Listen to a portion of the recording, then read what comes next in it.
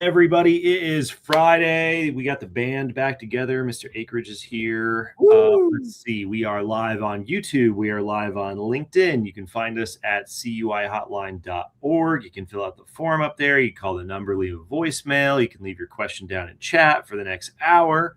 If we don't get to it, we'll add it to the queue for our episode next week because we do this live every week. Daniel, we missed you last week.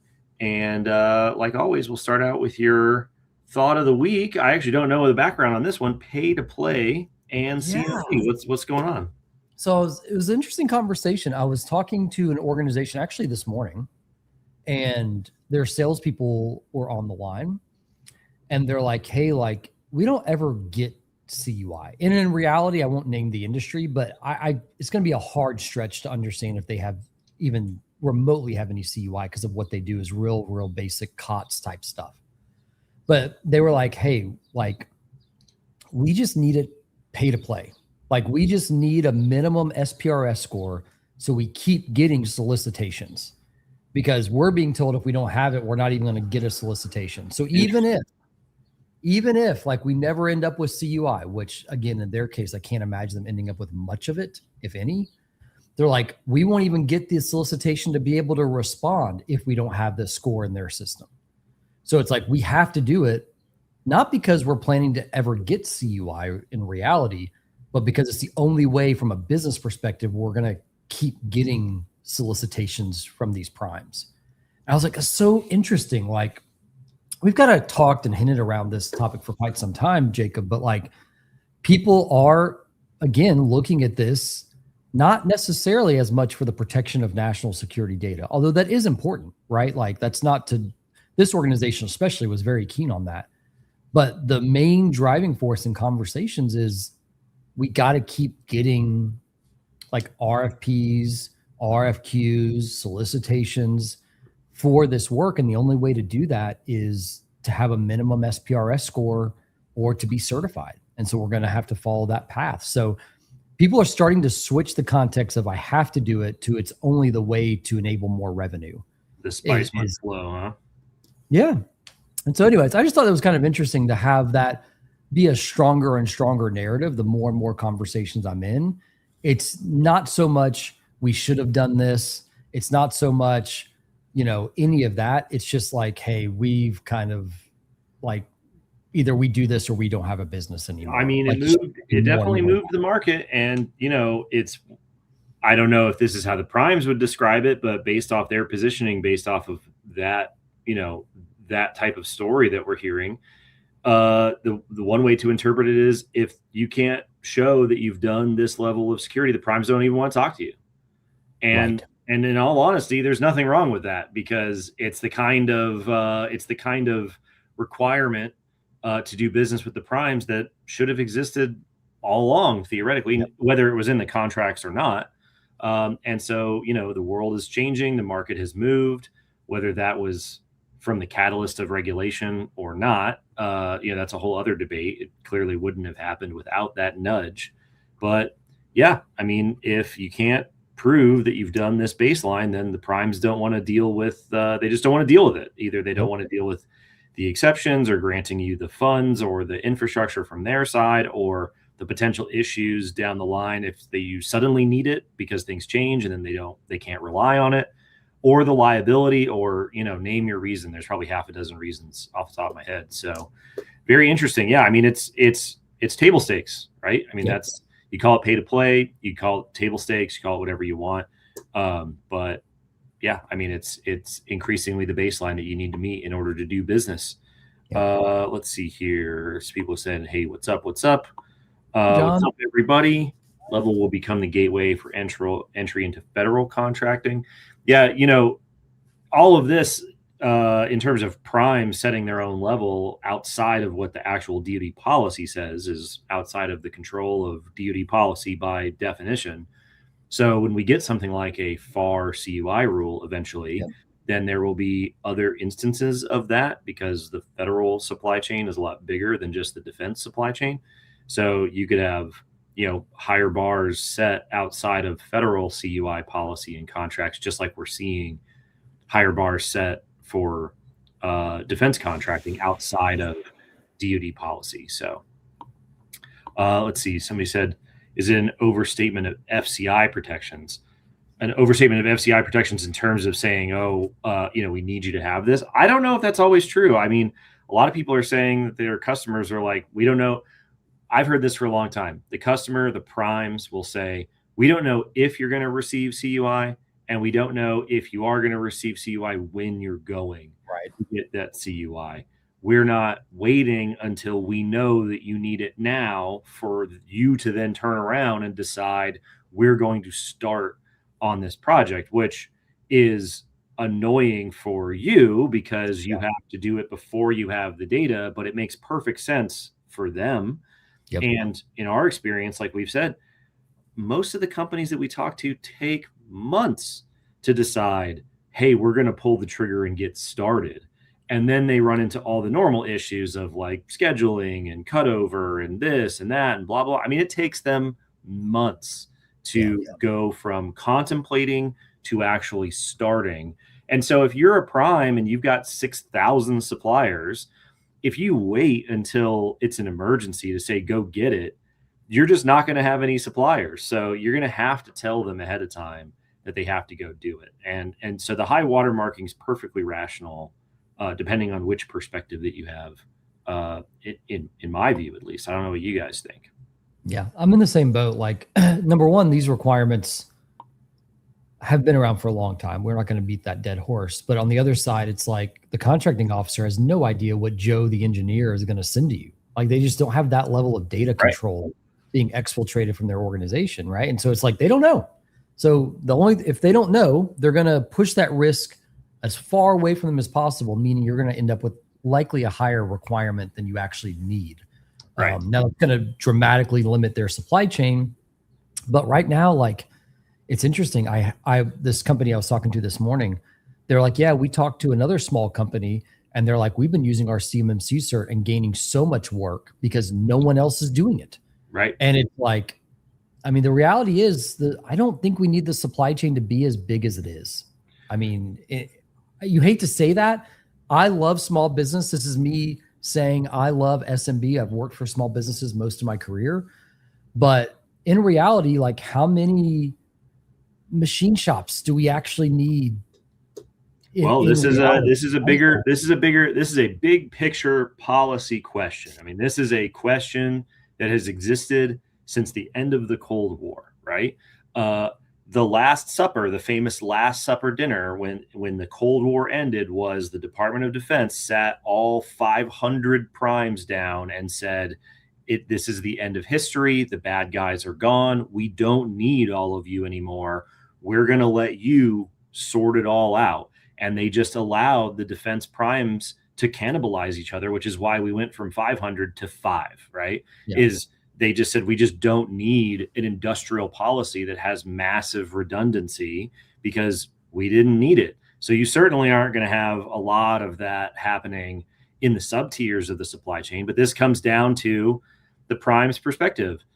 If the United States wants meaningful industrial policy to have tons and tons of redundant, essentially, small businesses in order to maintain massive amounts of wartime capacity, then they have to create an environment where that's going to happen. If you leave industrial policy up to the market, you're only going to have a supply chain as big as you need for any given time, right? You're just not going to have a lot of extra suppliers.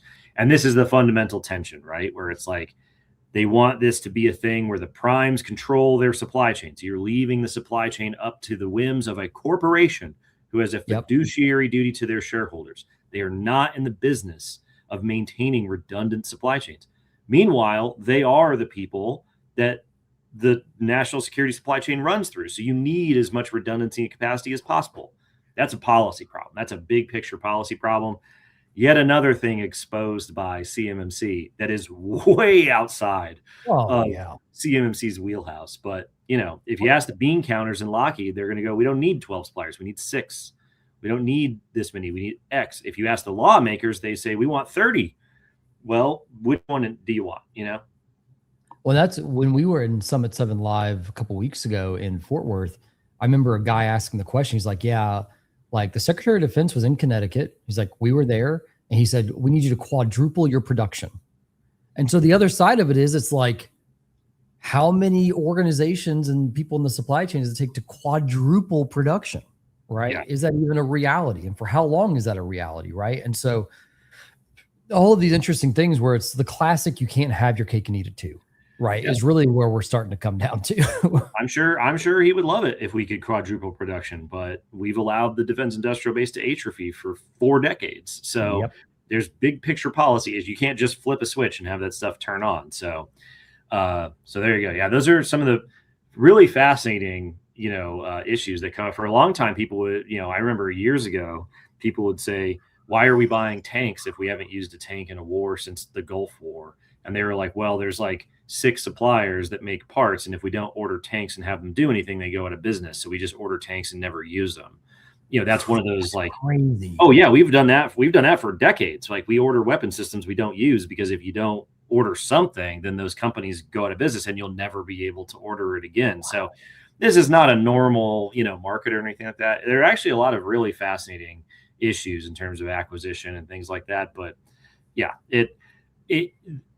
I always laugh because you see those echoes of those policy issues filter down and people go, CMMC is a problem because the supply chain is getting smaller. And you're like, brother, the supply chain has been shrinking for policy issues for a lot longer than that. Making people turn on 2-factor authentication when they handle controlled data is not the thing that's breaking the camel's back, right? All righty. We can review. Family meeting, everybody. We got this conversation today, by the way. We got to sort this out. We got to sort this out. I don't know what is going on. I don't know what's happening. I feel like I'm taking crazy pills. There is no such thing in the DoD phased rollout as a deadline. There are no deadlines in DoD's phased rollout, period, right? The phased rollout describes the gradual inclusion of CMMC status level requirements over the course of multiple years. When those requirements are inserted is completely up to DoD's discretion. They can push it to the right and put it in option years. They can pull it to the left and put it in before whatever given phase happens to be. We're currently not even halfway through phase 1, and we see tons of requirements for CMMC level 2 C3 PAO status, which you can only get through a CMMC certification assessment. There is no moratorium on requiring level 2 certification in phase 1, just like there is no deadline for all contractors who need level 2 certification to achieve it by November of 2026. We just did the podcast on Thursday about this. The section of 32 CFR 170, the CMMC regulation that describes phase 2 is 4 sentences long. 2 of those sentences are about discretion.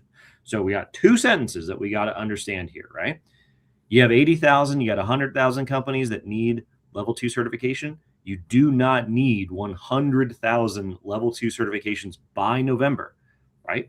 A lot of people, their deadline is already passed. Some people won't have a deadline until 2027. It all depends on their specific customer and their specific situation and their specific contract. What we recommend is that people look at the procurement administrative lead time for the specific customer and award that they want to go after, because that gives you ideas of where your deadline will probably fall. So if you're not planning on bidding on something until the solicitation comes out in October and it gets awarded in June of 2027, you don't need to have a level 2 certification in hand until June of 2027. If you have bid on something in February and it's going to get awarded in August of this year, you need to have your status in hand by August. November is completely irrelevant, right? As far as the phased rollout is concerned. Now, you might have primes that have said we want it by October. You might have individual contracts that say you need it by September, all relative to your specific situation. There is no policy that establishes a deadline. So I see marketers do this where they just we actually had a YouTube comment that said this. Somebody said, I just find it more convenient to say that there's a deadline because it causes people to want to act. And I'm like, well, that's nice. Crazy to me. They're like, I understand, right? But as the guy who got labeled as the CMMC fearmonger for years for telling people that it was going to happen, I'm here to tell you there is no such thing as a universal policy deadline, right? The other thing that I see is the anti-CMMC hater gang will say, well, November is the deadline and we need 80,000 certs. So clearly there isn't enough capacity and things need to change. It's not true, right? There's no indication that there is not enough assessment capacity. We're going to get the new numbers from the Cyber AB on Tuesday. And so far, everybody who's wanted an assessment's been able to get it. The real capacity constraint is implementation. So check out the podcast. Tell your friends, tell your family, tell your neighbors, tell your dog. There is no November 26th deadline in the phase rollout. It just doesn't exist. It just doesn't exist. I had a call today, 2 calls actually, that were, we got to be certified by November 10, 2026. And it's just like, why? And it's just like, that's what we've been told. And I keep hearing the primes are telling them that they have to do it by November 10th. Yeah. Where it's like, hey, you know, I'm making up a prime name, so don't come at me. Like RTX, Lockheed, Boeing, whoever is saying, if we don't have a submission that meets the minimum conditional status of CMMC by November 10th of 26, we're no longer going to be in their supply chain. Yeah. Like they're being I've heard of rumors of that happening, which is probably true in some situations. Yeah. But people are pointing and saying phase 2 starts in November, and so there's a certification cliff. Your prime might have put a deadline out for you. The DoD did not. The phased rollout did not. So, you know, we just got to keep everything, because what ends up happening is people say CMMC has a deadline. We can't meet the deadline, so CMMC is the problem. CMMC doesn't have a deadline for you, right? Maybe Lockheed has a deadline for you. That's a you and Lockheed problem, right? Yep. It's not a CMMC problem. Just like the cost issue that we hear about, people go, CMMC is going to cost me $300,000. No, it's not. Your C3PAO assessment is going to cost you $50,000 to $70,000. All that extra money is implementation, organizational and technical debts, complying with DFARS 7012. So those are real costs. Those are absolutely real costs. But if you want somebody to help you with those costs and appropriate funds, if they appropriate money to CMMC, you're only going to get a fraction of your costs. So you have to say 7012 is the problem. I need money for 7012, right? They're different issues. They're different issues. All righty, let's see here. Does the Cyber AB report on stats of false starts? No, they do not. False starts are not an official metric, much to my disappointment. So for people that don't know, a CMMC assessment occurs in 4 phases. The first phase is basically just your readiness check, right? It's your sniff test. Do you have documentation? You use an MSP. Do they have a pulse? Are they going to be there? Do you have a shared responsibility matrix? We're not even making judgments about whether or not this stuff is any good. Just do you got one? So if you don't pass that readiness check, then the assessment never happens. The assessment never fires. So you don't fail your assessment because you never actually went into phase 2 where the assessment actually begins. And the outcome is either final status, conditional status, or failure, right? So what happens to all the people who sign up for an assessment and they just don't start? We labeled that a long time ago as a false start. I think that is a metric that ought to be tracked officially because it's very efficient.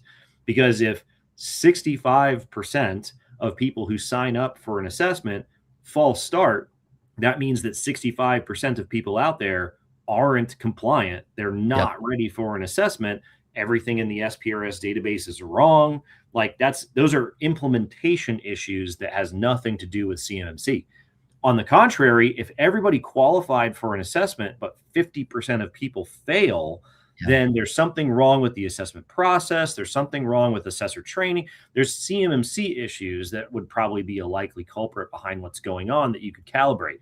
But if everybody who qualifies for an assessment passes, then you don't really have a CMMC issue. As far as we know, the failure rates are like single digit. So people who are ready, by and large, all pass just fine. People who are not ready never qualify for an assessment. So that is not an officially tracked metric. Anecdotally, we have heard from C3PAOs that it can be as high as 40 to 50% of people who call them up and book an assessment never even start their assessment because they just don't qualify to do so. I wish it was tracked. The AB is never going to do anything unless the DoD tells them that they're allowed to do it, and the DoD ain't going to track that metric anytime soon. So annoy them, push for it, let them know that you'd like that information, but until we get it, it's always just going to be word of mouth. Let's see here. Purposely lying to clients about a deadline isn't exactly aligned with the code of conduct all assessors are supposed to follow. Curious if there will be any review of these individuals. Not in line with the code of conduct. Almost certainly not going to be any meaningful review as far as I could tell. I don't think there's going to be any consequence for people doing that. I don't know how many C3 PAOs out there I've seen that are saying there's a deadline. Maybe I haven't seen any actual assessors saying that. I've seen a lot of RPOs or just people supporting the DIB that are non-RPOs, right? Which they wouldn't have the code of conduct if they're not registered. So yeah, but yeah, and some people, I think, there's a lot of details to understand when it comes to CMMC, to say the least. And so I could understand how people could interpret phase 2 as a deadline. That's not actually the case. So I like to give people the benefit of the doubt and be like, hey, they didn't read closely enough. Right. My problem is when people say there's a deadline, therefore CMMC bad. Yeah. That's where you've made too large of a jump because your premise is wrong. So there you go. All righty, let's see here. There's a reason primes are slating November 2026 as a deadline. We're already seeing that our option renewals will have C3PO requirements. How do they accept when the supply chain is not there? How does the prime accept when their supply chain is not there? Well, that's part of the reason why they're getting real in their rhetoric, I would imagine. Like when we talked to Bo Birdwell and the guys over at Elbit, they're going around to every webinar, every in-person event, posting on LinkedIn, and they're like, this is not a joke.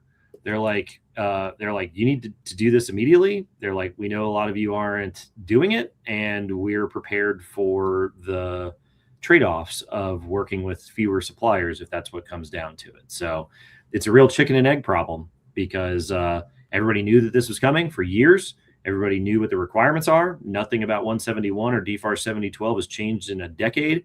And it wasn't until people were under the gun for assessment that they started working. So, there's just going to be a lot of pain as people, either complete the race or fall out of the race. All righty, let's see here. Oh boy. How should defense contractors rethink their use of AI tools like Anthropic in light of recent government disputes, especially when evaluating CMMC compliance and the potential exposure of controlled and classified information? I've got a take on it. Let's hear yours, Daniel. A couple of things. Terms of service are going to be really important. Are they going to use AI to learn off your information? That's going to likely be a no-go. FedRAMP requirements are still in play if it's the cloud version of these LLMs that are being leveraged. The recommendation that we've been leaning towards more and more is negotiation of the terms and understanding exactly what's shared and not shared, but self-hosting your own AI instance inside of your boundary where you control the inputs, the connections, and the training of the model. That seems to be the route that's the safest to go. But in the sense of CMMC, there aren't explicit CUI handling for AI specifically. But you got to treat it as the other requirements. If it's a cloud provider, the controls have to be put in place that are applicable, right, to that system as it, and you got to kind of go from there. I would just say be very, very careful because you cannot have CUI end up in another organization search query, right? So I say that like Samsung, I think it was like 3 or 4 years ago, they were uploading specifications of their new smartphone or something into an LLM that was a public LLM, and then immediately those results came back and like they got in trouble, right? So you just got to be really careful when it comes to that stuff. I think AI can be a really powerful tool. I think people don't have any level of data governance in their organization that they think they have. And that's really where it comes down to it. They don't have data governance for their basic files. And, Joe, the engineer, 12 tiers removed from the C-suite, might be able to run a prompt that says, hey, give me the financials for this quarter that he shouldn't be able to, but gets them because of his level of access, right? So just be careful, negotiate the terms appropriately, make sure that you are in control of the data solely. or look to maybe self-host your own model and go from there. That's my approach. Yeah, I'd say as far as the Anthropic situation specifically, I don't think it takes a genius to realize that the department is going to get sued into the shadow dimension over designating Anthropic as a supply chain threat. That is not how that designation works. That is, they are going to get destroyed in court over that situation. A judge, as far as I read this morning, a judge has already halted that designation. I can't even imagine how insanely one-sided that lawsuit is going to be for Anthropic. So plan accordingly. I'm not a lawyer, but the second they came out and said Anthropic is a supply chain threat, I was like, that's not going to last. That's a complete joke. So you do your due diligence on that side. Talk to an attorney if you have a lot of Anthropic exposure, but I don't think it takes a genius to read the tea leaves on that one. That designation is not sticking around. So, no. All righty. There were some spicy meatballs on Reddit this week. Oh my goodness. This one had a lot of really good discussion in it. So the title of this thread was MSP declined to pursue CMMC. Was just notified by our MSP that they've decided not to pursue CMMC certification 18 months after we signed a contract based on them matching the level we're pursuing, level 2. We're a mid-sized prime defense contractor that's just about finished moving to GCC. They later on say they explicitly do not deal with ITAR or export control. What do you think the best next step is? Obviously, we have a lot of discussions with legal. I'm curious what the next move should be from a compliance standpoint. Daniel, in this thread, there were some common themes. One was a lot of people jumped in and said, your MSP doesn't actually need a CMMC certification, which is true almost every time, right? MSPs do not need themselves to have CMMC level 2 certification status. A couple of questions that came to my mind was, why did they decide 18 months later that they weren't going to do it? That's really my question, because they rogered up a year and a half ago and said, yeah, no problem. Apparently they signed a contract that said they were going to do it. So that's a whole issue. But this is not the first time that we've heard stories like this, where these guys have a contract, but we've heard this a lot where people said, I signed up with an MSP. They gave me a big hug and a handshake and a high five that said, yep, we're right along there with you. And then they get a call a year or two later and says, we have zero interest in doing CMMC. We have zero interest in working with people who need CMMC. We'd like to terminate our relationship. So here's the problem. MSPs, I've worked for MSPs for most of my career. They're great at PCI. They're great at HIPAA. They're probably maybe even great at NIST CSF, right? And those are all great things and great frameworks. Maybe they're great at ISO, right? And so the problem is they don't have the bench of people competent in CMMC. But they think, oh, it's just another control that we'll go out and meet. Because in an MSP's eyes, a lot of those controls might not be incredibly applicable to them directly, right? Like there is not in HIPAA really that I'm aware of like a SRM for that your MSP has to fill out, right? Now they might be hosting some services that have to be accounted for, but the level of accountability in CMMC for external service providers is bar none the most intense I've seen from a compliance type certification, right? And so when you're looking at that, MSPs don't really think or recognize that, right? Or, hey, they download the Summit 7 SRM template and look through and be like, yeah, we can meet the same things that they can meet. That's not a problem. This is the trick that gets them every single time. They end up with non-compliant MSP tools on their side they can no longer use to support the client. That mixed with, if there's export control in the mix, non-US, usually offshore support personnel that cannot have access to these systems due to export control, which is a separate requirement from CMMC, but still a requirement that a lot of people have to simultaneously meet. That is the problem. It is not a problem in the fact of a technical competency most of the time. It is more the fact that their tool sets aren't compliant, that have to be brought into scope for the sake of servicing you, or they outsource their support, which violates some of the ITAR issues, or like they just don't have SOPs or documentation showing how they're doing these things, right? And so it's just so disheartening that MSPs, because they've done other compliance frameworks, just assume they can do CMMC. And in a lot of cases, they could on paper do CMMC, but in reality, it's an exercise not worth it because of this one simple fact. MSPs don't typically specialize in a vertical of business. Yep. They specialize in a geographical area. Yep. Right?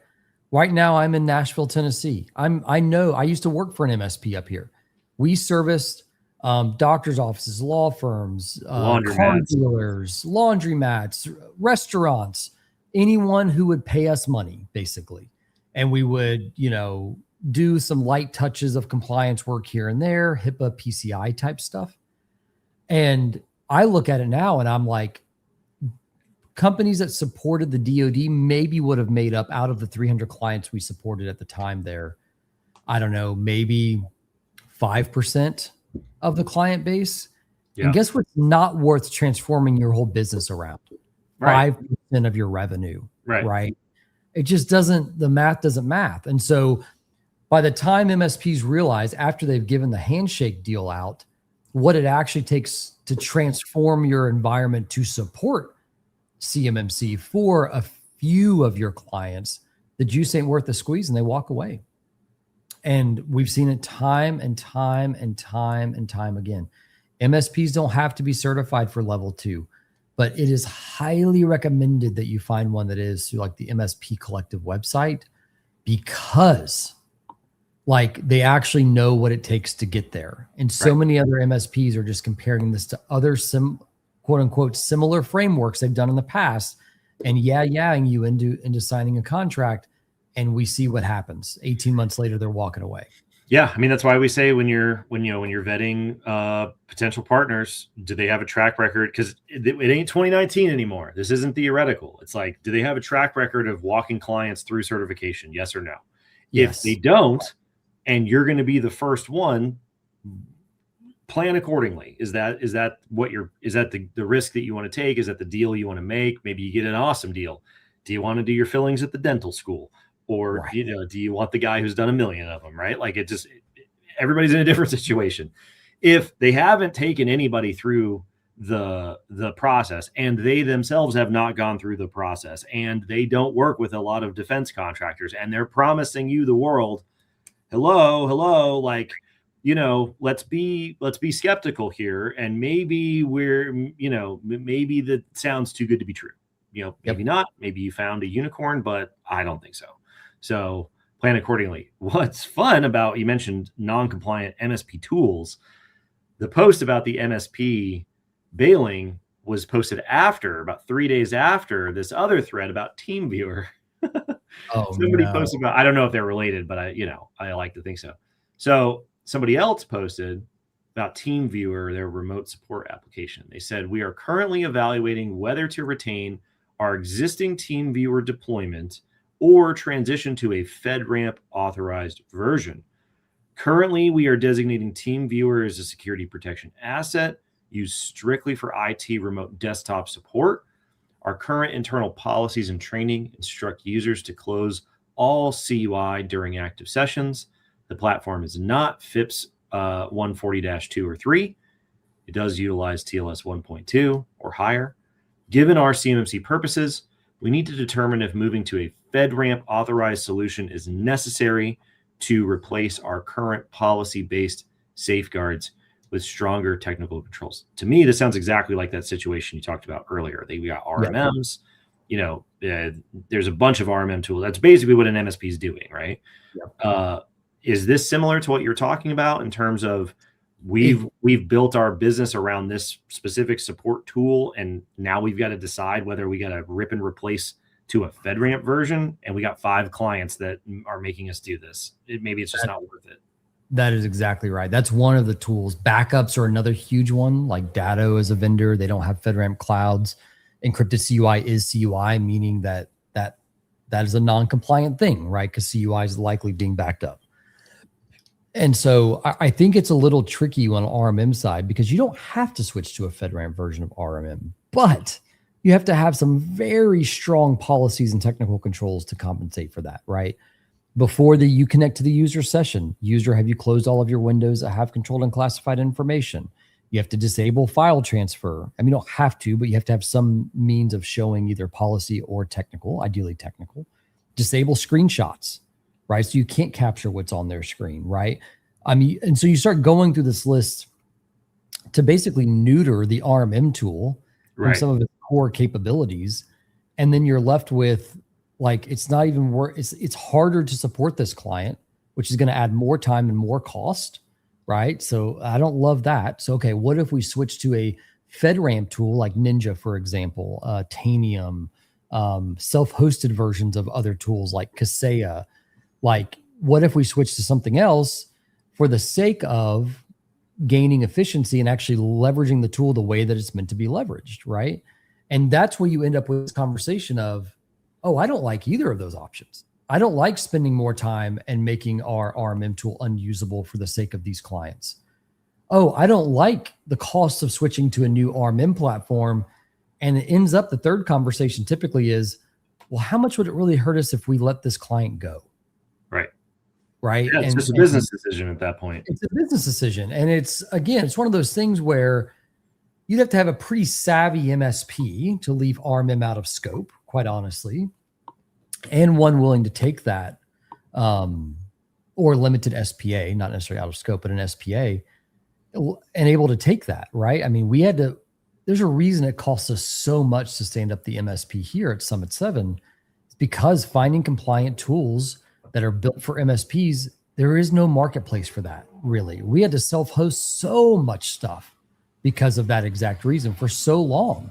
Only now are companies getting on the FedRAMP bandwagon, right? And there's only a few providers of that. So yeah, I say all this to say is, like, you can find creative workarounds. You got to have some real strong documentation around it and technical compensating controls that sometimes render the tool useless in a lot of ways, which is a problem. All righty, let's see. Sanity check. Flow down of CMMC requirements, including CMMC level, is 100%. The prime cannot waive DFARS 7012 requirements for subs. So waiving is the operative word here. So the language in DFARS 7012, Daniel, I already know where I'm going with this. Paragraph M. Paragraph M, the last paragraph of DFARS 7012, says that the contractor determines whether or not the data retains its identity as controlled defense information. If it does, that triggers the requirement to flow down DFARS 7012 and the requirement for the subcontractor to comply with its terms. Implement 800.171. Make sure that you're dealing with the FedRAMP issues if those are relevant. Incident response, blah, blah, blah, all those things. So the prime can stop the flow down of 7012 if the prime has determined that the relevant data is no longer in play. If 7012 isn't in play, then CMMC level 2 isn't in play, because there would be no basis for CMMC to show up and verify that you have complied with DFARS 7012. The prime waiving 7012 is something different, right? A waiver of 7012 requirements implies that they have the controlled information that would otherwise require compliance with the clause, and the prime is determining that they don't need to do it. The prime is never going to make that determination because they don't want the liability. That would be a conversation with the DoD CIO in terms of getting waivers from specific requirements or things like that. There really is no mechanism for doing that. The DoD doesn't have a policy that says, if you have our data, you don't have to do the protections for it unless you are a COT supplier, things like that, for these carve-outs that have existed for a long time. So the prime can't waive 7012. It can remove 7012 if it's not applicable. If 7012 is present because it's applicable, then CMMC does apply.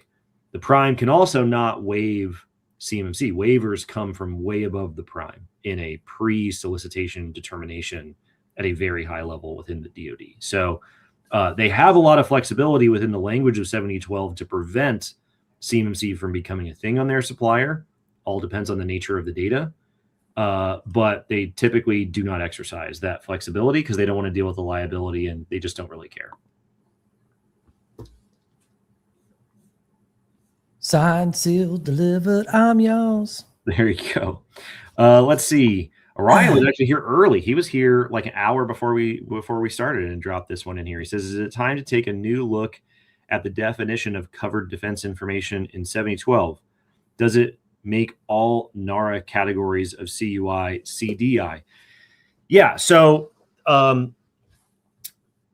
circa 2016, 2015, 2016, you got to remember that at that time, federal CUI rulemaking was still in progress, and DFARS 7012 revisions to the 2013 rule were also in progress in parallel.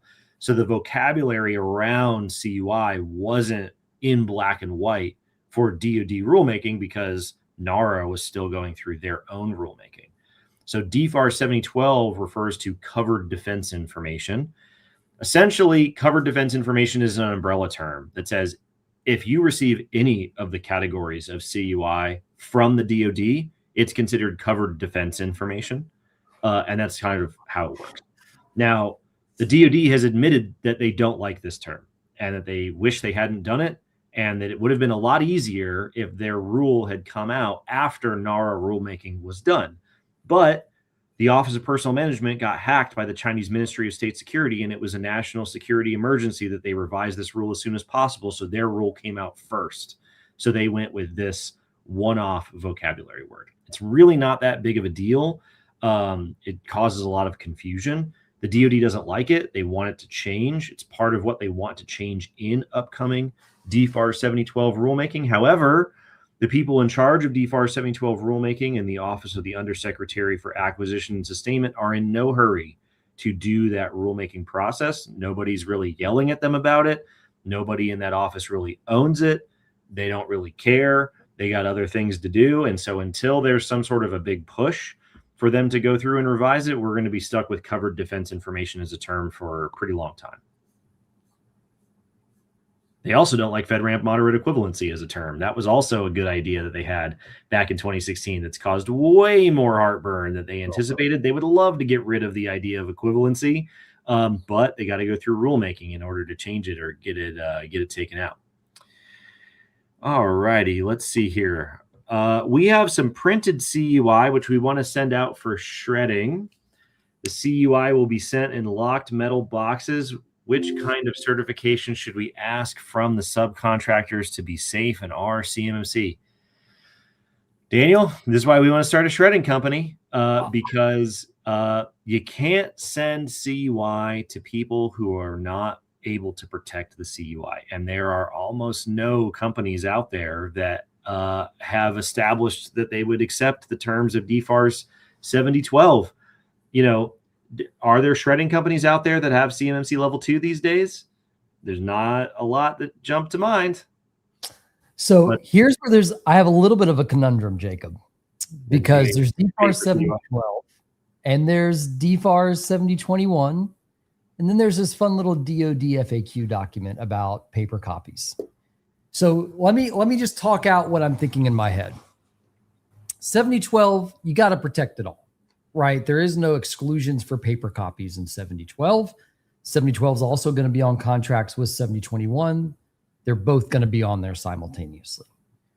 But then we have 7021 and the DoD FAQ specifically about that saying, hey, if you got paper and it stays hard copy, and as long as you're protecting it, DODI 5248, like you don't have to do a CMMC assessment. So I guess I have two questions for you. My paper shredding company is not a flow down subcontractor to me. They are an external service provider to me. That's how I would deem them. This specifically talks about CMMC assessments in the guise of contractual flow down, not in the guise of external service providers. Right. So I would say, because it is still CUI, that your paper shredding company has to meet the requirements of CMMC 2.0, where applicable, of which they're doing that shared responsibility. And there is no way for them to be out of scope. And CMMC I think it's Rev 1 of, I forget the NIST publication about how to shred paper. 888? 888 Rev 1, because it's hard-coded Rev 1. They just came out with Rev 2 not too long ago, which is problematic because it counteracts some things in Rev 1, but you got to follow Rev 1 still, apparently, because that's what's in the actual 171 Rev 2 guidance. So I think paper shredding company doesn't have to do a CMMC assessment because they're not a subcontractor, even though they're just dealing with physical paper, but are an external service provider and therefore have to have an SRM to how they're meeting the requirements on your behalf of your paper. Thoughts? This is just it's a policy black hole that the DoD has not given good answers on. And so you shouldn't send CUI to people who aren't protecting it. And if you knowingly send CUI to people who have provided zero proof to you that they are protecting it or willing to protect it or interested in protecting it, that's a liability. It might be a risk that you're willing to accept because it's shredding and it's whatever, and then calculate accordingly from there. But yeah, it's a huge issue. Like Orion was saying, the C3PAO assessment, CMMC assessment doesn't apply because it's paper. Okay, fine.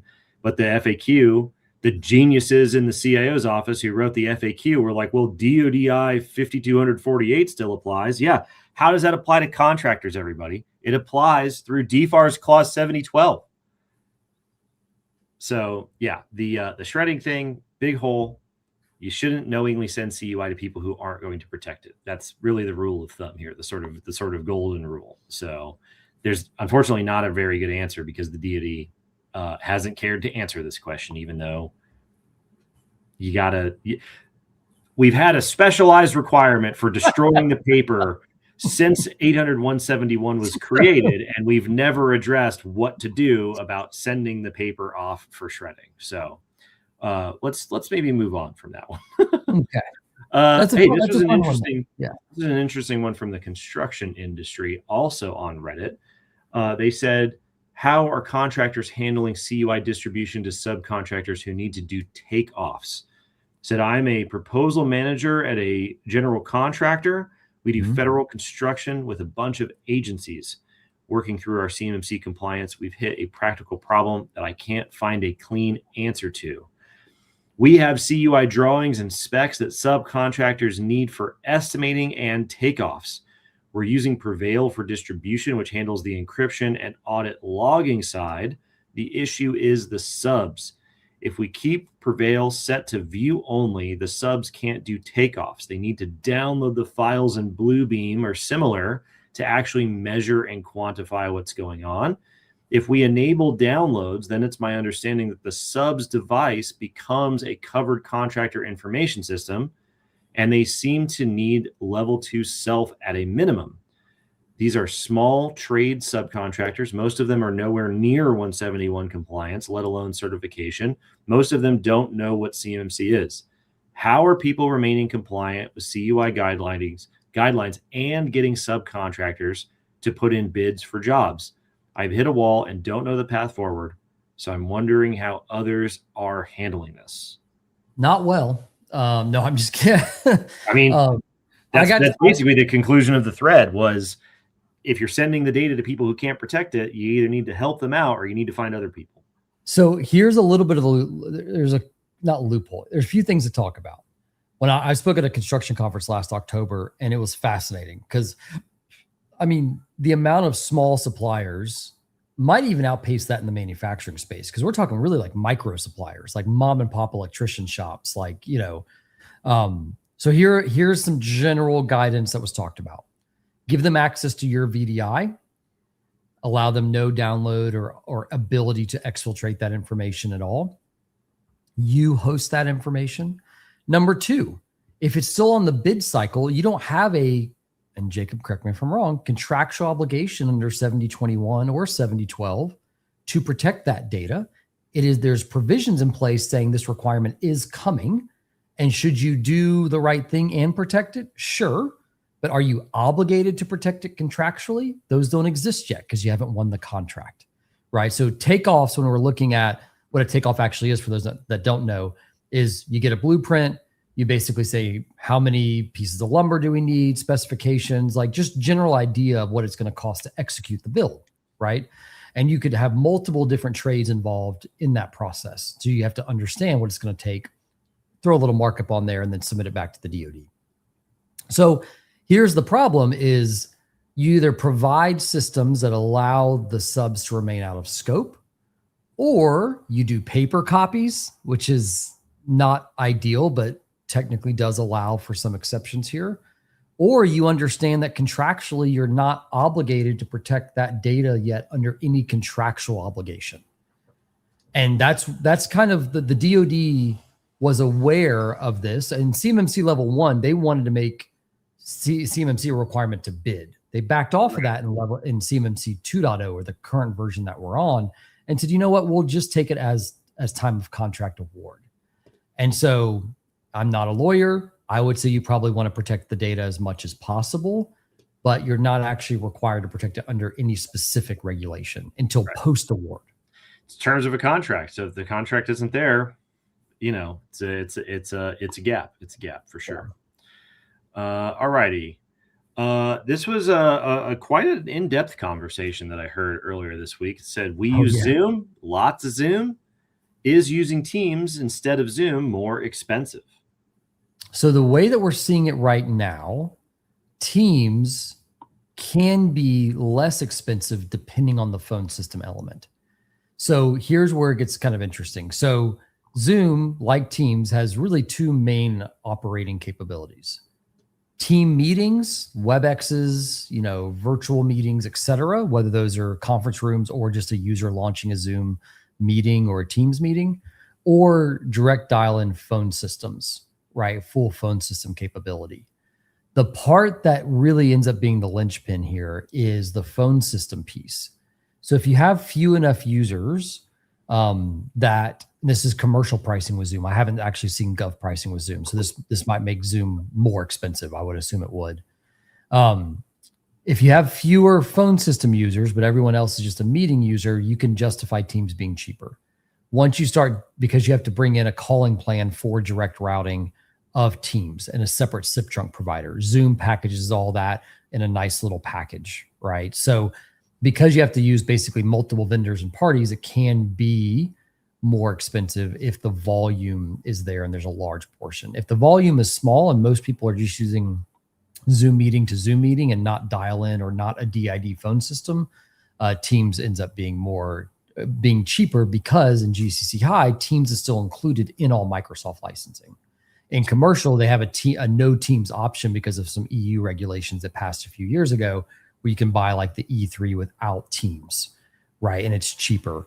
In the GCC High, because it's sovereign US, they don't have to worry about EU regulations, and they're just selling all of their SKUs still with Teams. So you're already paying for it in most cases. And so just adding on the phone system ends up being cheaper through a small enough scale. Gotcha. Yeah. All righty. This was from someone that we talked to earlier this week. They said, we got a decent team. We got an internal team. They do IT. They do security. They're a bunch of smart folks. They think they can do the work in-house, especially after they got very familiar with multiple calls of us explaining what all this stuff was. They just wanted advisory services. Does Summit 7 do just advisory services, just sort of helping people along if they have their own internal team?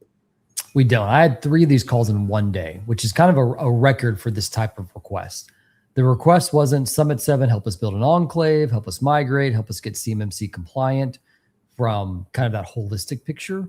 So for those unaware, what we do here at Summit 7, we do Microsoft Gov licensing, CMMC implementations, migrations, compliance documentation, and then managed services, right? IT, security, and compliance managed services. So when people say advisory services, what they're looking for, and these are exact words, on demand, time and materials, Sandy, check my math type request, right? We don't offer that kind of ad hoc support, primarily because it just ends up disappointing people, right? Because no one's ever available on demand because you haven't paid for on-demand resourcing, right? You've paid for the ability to send a request whenever you see fit. So typically what I do in those small cases is I say, go look at the Discord channel, right? If you're on the CMMC subreddit, there's a direct link to the Discord channel there. Really helpful. Come to this live stream every week. right? Ask your questions there in a form where it can be answered, and like do some of these other things. But we don't provide just ad hoc compliance support. We do so in structured projects and engagements or through our managed service. So we do have means to do it. It's just not a la carte like that. Tell you what, well, I'll help you out. We'll do it for free.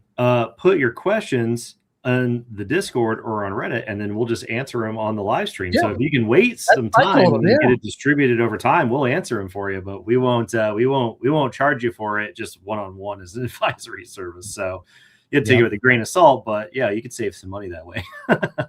Very much. Speaking of, oh boy, here we go. Okay. All caps, Reddit thread, very basic small business question. Which CMMC level do we need? This person said, we provide office furniture to the local military bases. We receive CUI information. We do not distribute CUI information. We house the information we receive on a physical server, basically office and building layouts in AutoCAD files. I have some knowledge of CMMC and understand the difference between level 1 and level 2. I'm getting conflicting information on whether we need to be CMMC compliant. We do not distribute the CUI information externally, only right back to the government client. Do we need to be level 2? Yes. Yes. That's it. When you said CUI, you equal CMMC level 2. You receive the controlled data. You must comply with DFARS 7012. At a minimum, you're going to have to attest that you are doing 7012 via CMMC level 2 self-assessment. Potentially, depending on the type of data that you're getting, that could require a certification. I don't know. You got to talk to your specific customer. But if you're dealing with the CUI, the minimum is level 2. If you're not dealing with any CUI at all, the minimum's level 1 because DFARS 7012 doesn't apply to you.